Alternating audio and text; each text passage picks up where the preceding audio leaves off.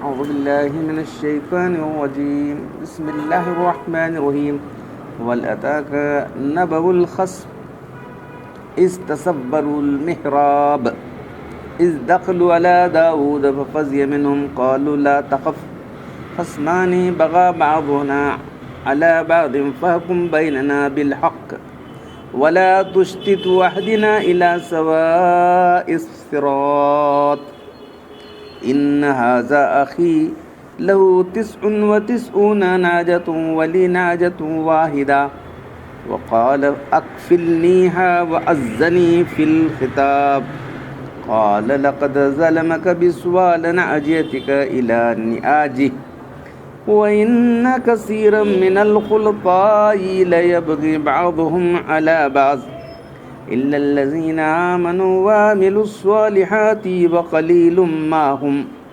وظن داود أنما فتناه فاستغفر ربه وخر راكعا وأناب فغفرنا له ذلك وإن له عندنا لزلفى وحسن مآب صدق اللہ العظیم۔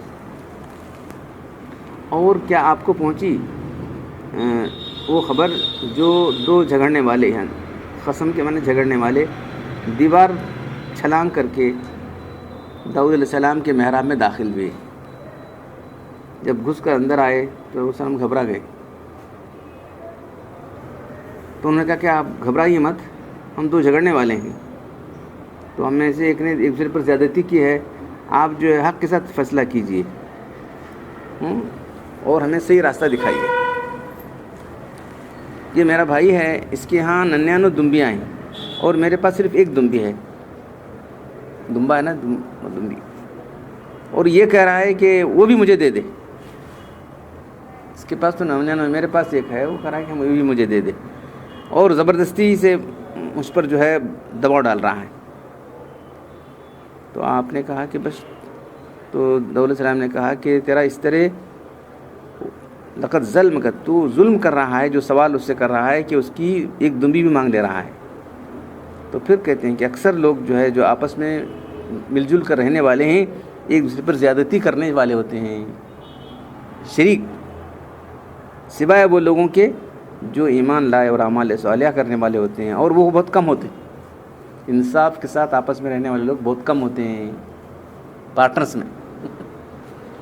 دو جب پارٹنرز ہوتے ہیں تو پارٹنرز میں رہنے بہت کم ہوتے ہیں۔ تو داؤد السلام نے خیال کیا کہ ہم نے انہیں آزمایا، پس انہوں نے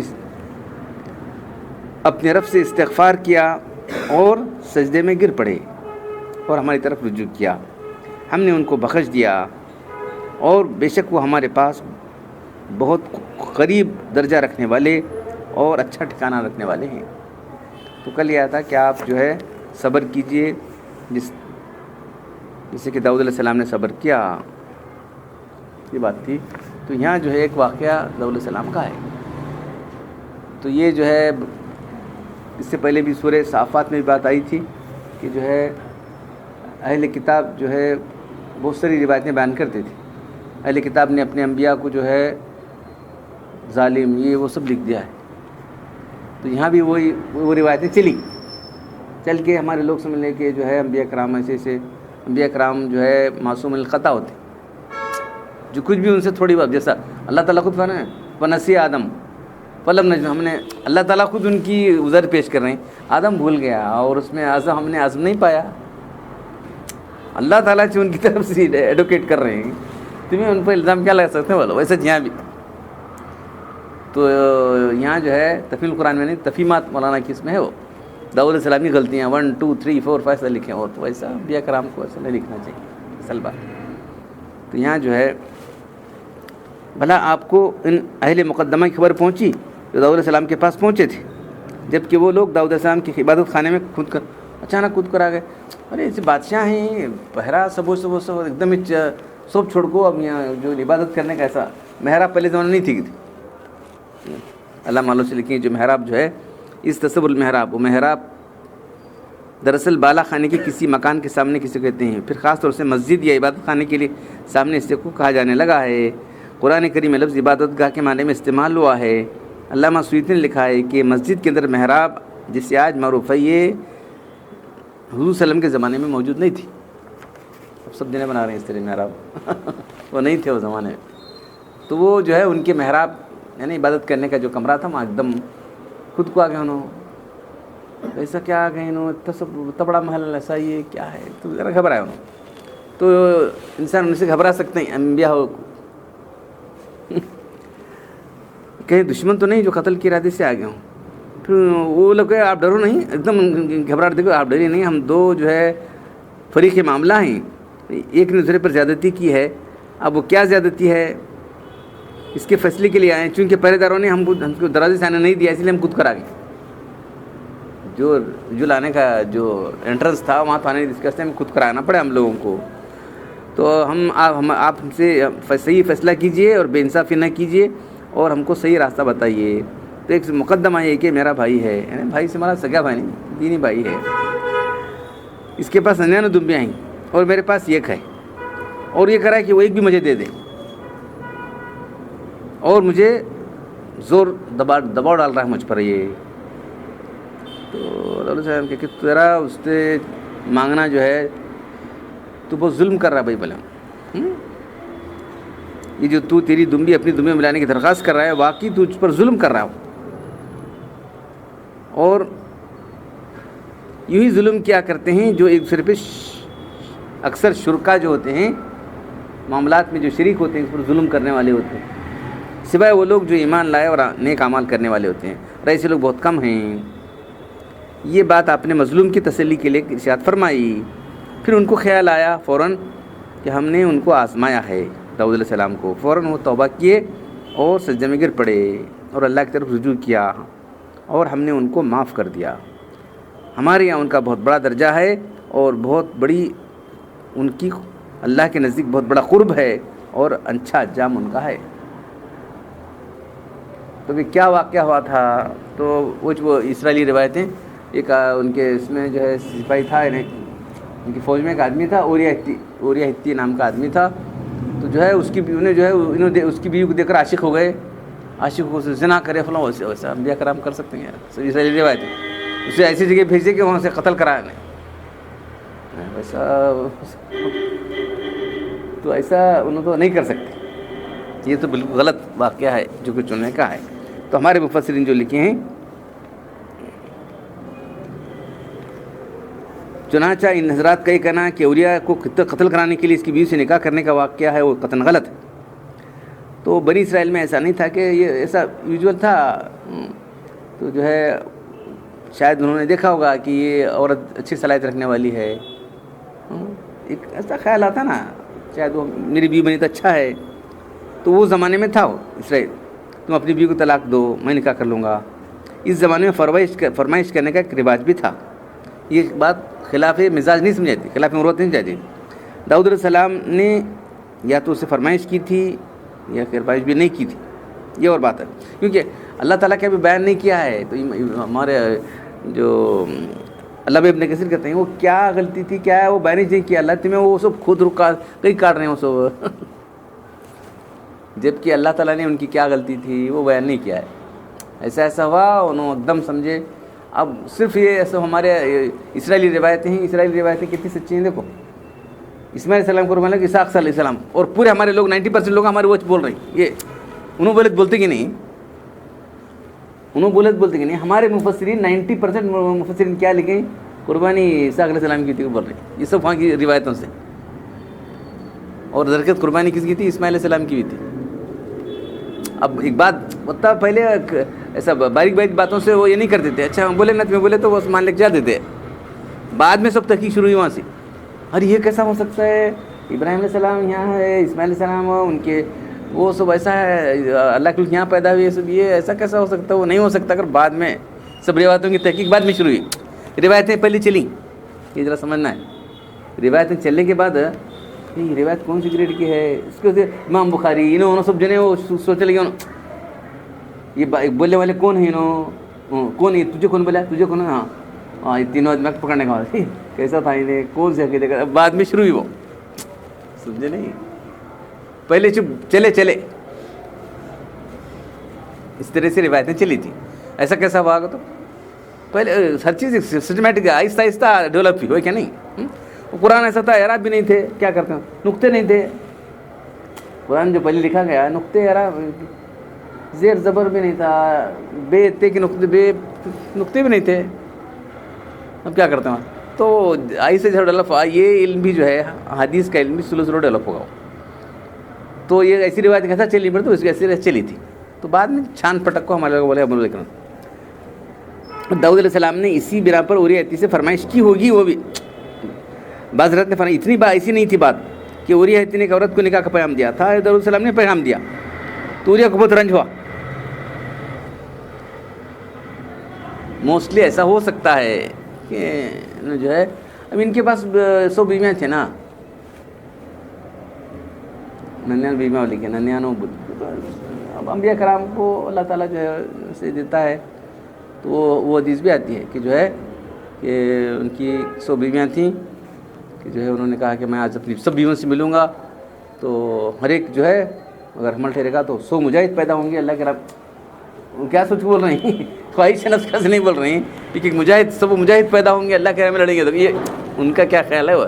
تو فرشتے نے انشاءاللہ کہہ لیجیے گا, تو بولوں گا چپ بیٹھے ہوں انشاءاللہ کہہ لیجیے. تو بعد میں حدیث میں آتا اگر وہ انشاءاللہ کہتے اسی وقت انشاءاللہ کہتے, انہوں بولے نا ایسا ہر عورت حمل ٹھہرے گا, ہر عورت سے ایک جو بچہ پیدا ہوگا, مجاہد بن کے لڑے گا, اتنا صبح اتنا لمبا بولے, آپ انشاءاللہ کہہ دیجیے. فرشتہ بولا اگر انشاءاللہ کہتے تو ضرور 100 بیویوں سے پیدا ہوتے. تو اب وہ جو ہے ایک رات میں 100 بیویوں سے کیسا مل سکتے ہیں, کیا کر سکتے ہیں, وہ یہ سب یہ کچھ ایسی سوالات کرے ہو. تو وہ ٹائم وہ سب جو ہے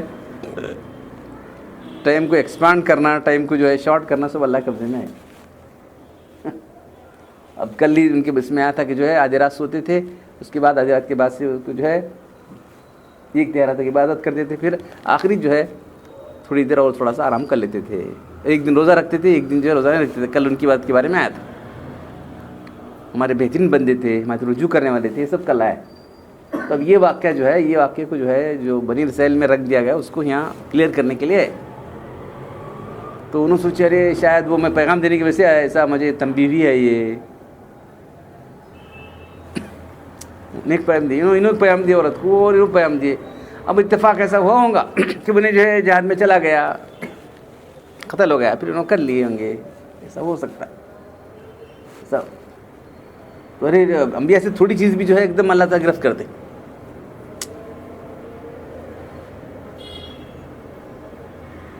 تو ان کی جو ہے نیک کام بھی جو ہے اللہ کے پاس گرفت میں آ جاتے ہیں, معلوم ہے نا. تو ابرار ان کی جو ہے عام لوگوں کی نیکیاں ان کے نزدیک اللہ کے پاس جو ہے گرفت میں پکڑ انہوں جو ہے سابقین ہیں نا, سابقون الاولون ہیں, بہت بڑے اونچے درجے کے لوگ ہیں نا. مقربین کی جو ہے حسنات الابرار سیئات المقربین. حسنا ان کے عام نیکیاں نیکیاں ہیں, لیکن ان کے پاس اللہ کے پاس جو ہے سب گرفت ہوتی ہے. ایسی نیکیوں پر بھی گرفت ہوتی ہے ان کی.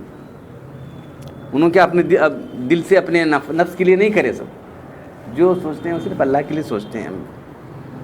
تو یہ جو ہے واقعہ لکھے نا. تو اوریا کو بہت رنج ہوا. اللہ تعالیٰ نے اس پر تنبیہ کے لیے 2 فرشتے, اب وہ 2 کیسا کون آئے کیا ہے, تو اللہ تعالیٰ 2 فرشتے بھیجے ہو. تو دونوں جن ایسا جیسا ان کو واقعہ ہے وہ ذرا اس انداز میں پیش کرے. دیکھو اس کے پاس جو ہے میرے پاس یہ اس کے پاس نہیں ہوئی, پھر میری بھی ایک منگ رہا ہے انہیں. ان کے پاس اتنے بیویاں ہیں, پھر اور وہ بھی اس کا اور پیغام دیں جو شخص دیا ہے. تو ایک دم ان کو بولے کہ ایسا نہیں کرنا, بہت ظلم ہوتا ہے. ایک دم ان کو اسٹرائک ہوا, شاید میرے بارے میں کیا ہے کیا. 2 فرشتے ایک لطیف پیرا میں اس لغزش پر تنبیہ فرمائی. تو وہ ازدنی فی الخطاب, تو وہ جو ہے زوردار کر کے دیکھ چھوڑو, وہ بھی کیا کرتا تو ایسا بولتا نا وہی سب بول رہے ہوں گے. تو ایسا کر کے بولے. تو یہ بات دلالت کرتی ہے کہ معاملہ جو ہے خطاب کا لفظ ہے. خطاب کے معنی کیا, پیغام دینا. خطبتن کے معنی پیغام دینا ہے. صرف پیغام یعنی منگنی کا پیغام ہے, انہوں پیغام بھیجتے ہیں, انہوں پیغام بھیجاتا ہے. یہ زیادہ تفسیر جو ہے صحیح ہے. لکھتا ہوں ابن جوزی رحمۃ اللہ علیہ اور لکھیں, یہ اس طرح سے لکھیں. اکثر مفسرین نے ان آخری تشریحات کو ترجیح دی ہے.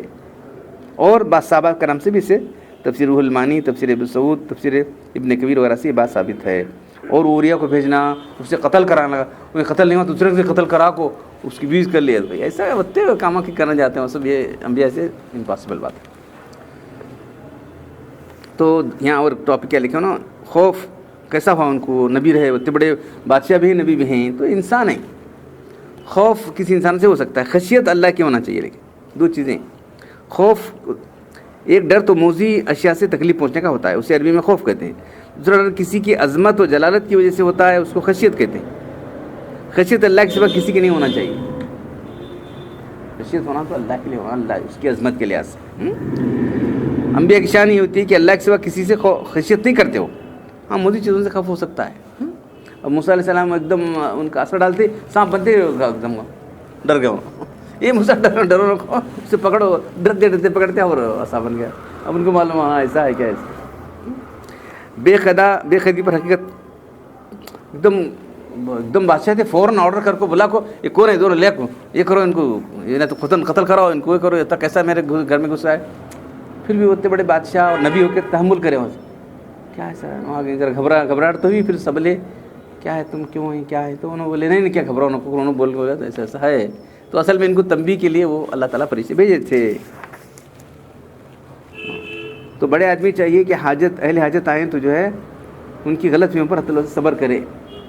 کوئی بھی بڑے اونچے درجے پر ہوتا ہے تو ایسے لوگ آ گئے تو ایک دم جھڑک کو کر کو، چل یہاں نے کہا کیا فلاں ہے، ارے میں کیا اپنے گھر عبادت خانے میں ہوں، میں کیا حکومت کس پر نہیں بیٹھا ہوں، وہاں پر دربار میں نہیں بیٹھا ہوں، یہاں کیوں آیا، وہ بھی نہیں کرے۔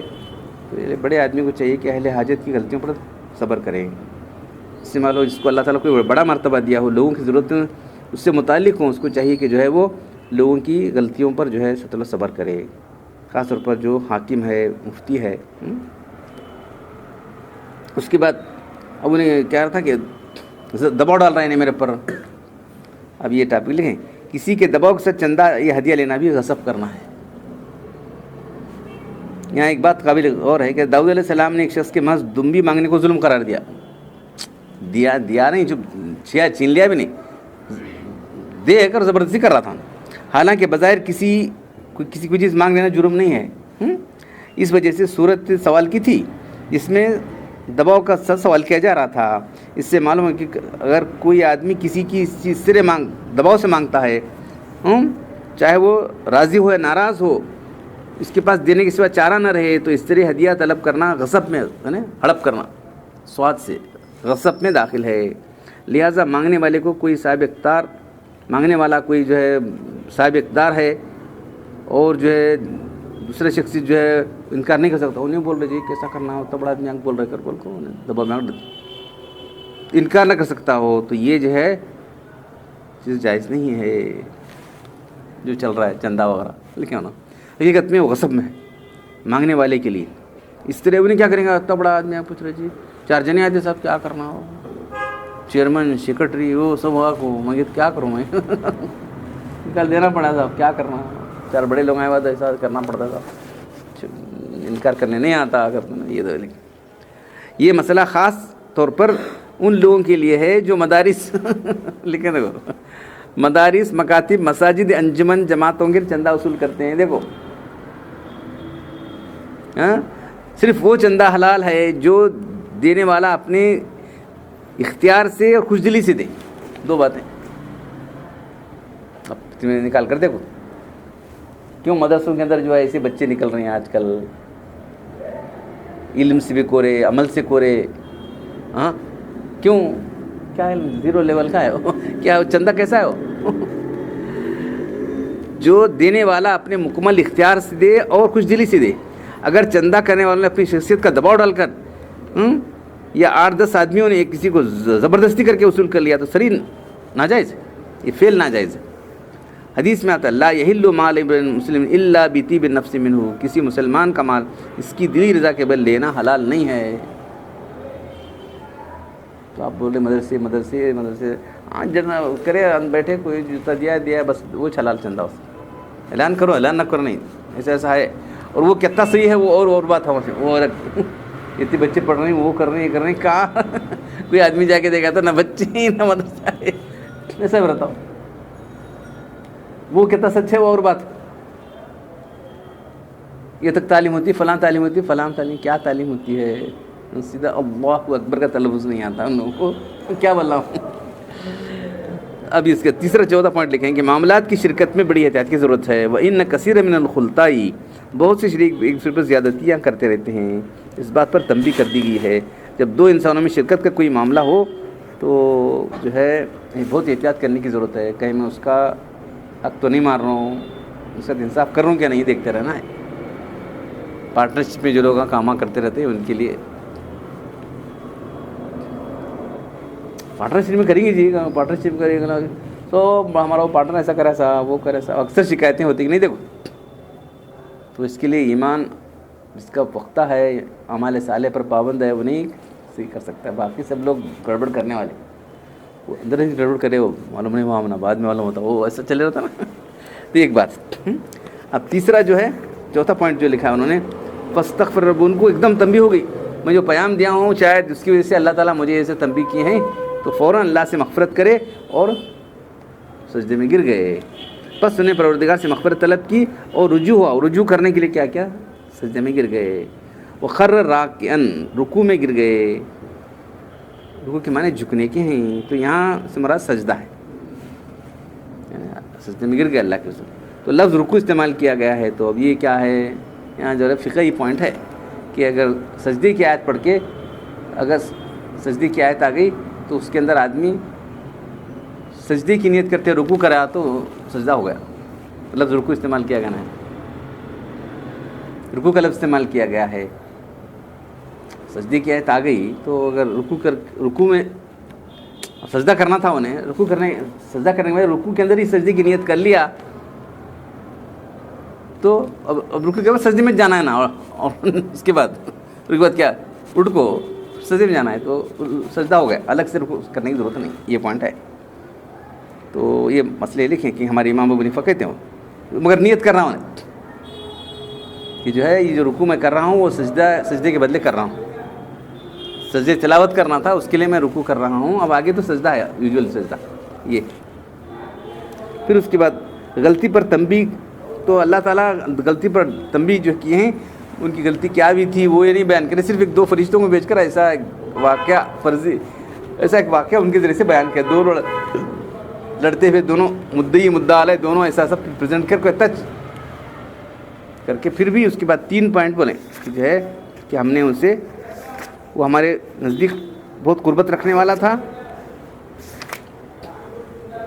ہمارے یہاں اس کا خاص تقرب تھا، اعلیٰ درجے کا نیک انجامی ہے اور جنت کا اعلیٰ درجہ ہے. یہ ایسی باتیں اللہ تعالیٰ کرتے ہیں. بولو ایسا تھا ویسا تھا وہ تھا ویسا نا. تو جو مودودی صاحب وغیرہ جو لکھے ہیں اس سے جو تصویر بنتی ہے ایک پولیٹیکل لیڈر کی بنتی ہے، ایک پولیٹیکل لیڈر کی تصویر بنتی ہے. تفیل قرآن میں تفہیمات جو کتاب ہے وہاں ہے، وہ اس میں لکھے وہاں. تو انبیاء کرام جو ہے اس طرح سے انسان تھے اور جو بھی سوچتے ہیں وہ اچھے انداز سے. آدم علیہ السلام نے کیا بولا، تم فرشتے بن جاؤ گے، ہمیشہ رہنے والی ملک کو تمہیں ملے گی، انتقون ملک ہے نہیں، تم کو ہمیشہ رہنے والی حکومت مل جائے گی، تم فرشتے بن جاؤ گے. تو چلو اس سے بھول کو ایک دم کھا لیا انہوں. پھر اللہ تعالیٰ خود ایڈوکیٹ کر رہے ہیں فنسی آدم ولم نجد. تو ایسے ہی انبیاء کرام سے جو بھی ہوا ہے وہ نفسانیت کے لیے نہیں ہوا، وہ جو کچھ ہوا تھا وہ ایک اچھے سوچ کر کے اس سے اچھا ہوں گا. اگر اللہ تعالیٰ قرآن پڑھنے اور عمل کرنے کی توفیق عطا فرمائے. الحمدللہ والصلاۃ والسلام علی رسول الکریم. ربنا آتنا فی الدنیا حسنۃ وفی الآخرۃ حسنۃ وقنا عذاب النار. ربنا ظلمنا انفسنا وان لم تغفر لنا وترحمنا لنكونن من الخاسرین. ان اللہ ملائکۃہ یصلون علی النبی یا ایھا الذین آمنوا صلوا علیہ وسلموا تسلیما. صلاۃ دائمۃ مقبولۃ. سبحان ربک رب العزۃ عما یصفون وسلام علی المرسلین والحمد للہ.